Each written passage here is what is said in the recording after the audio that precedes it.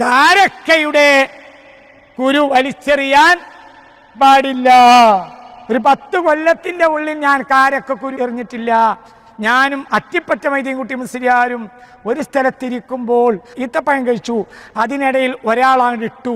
അപ്പോൾ പറഞ്ഞു ഇടരുത്, അത് ഹബീബായ നബി തിന്ന സാധനാണ്, നമ്മൾ അത് എറിയാൻ പാടില്ല. കഴിഞ്ഞ 10 കൊല്ലത്തിനുള്ളിൽ ഞാൻ ഈത്തപ്പഴത്തിന്റെ കുരു എറിഞ്ഞിട്ടില്ല ഇൻഷാ അല്ലാഹ് റബ്ബിന്റെ സഹായത്താൽ.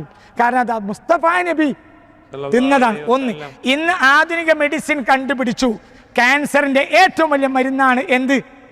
ഈത്തപ്പനക്കുരു പൗഡറാക്കി തിളപ്പിച്ചു കുടിക്കുക. ഷുഗർ, കൊളസ്ട്രോള്, എന്തിന് ക്യാൻസറിന് പോലും പരിഹാരമാണ് എന്ത്? ഈത്തപ്പനക്കുരു. ഭയങ്കര പരിഹാരമാണ്, ഒഴിവാക്കരുത്. പൊടിച്ചിട്ട് തിളപ്പിക്കുക, ചായക്ക് പകരം ഉപയോഗിക്കുക.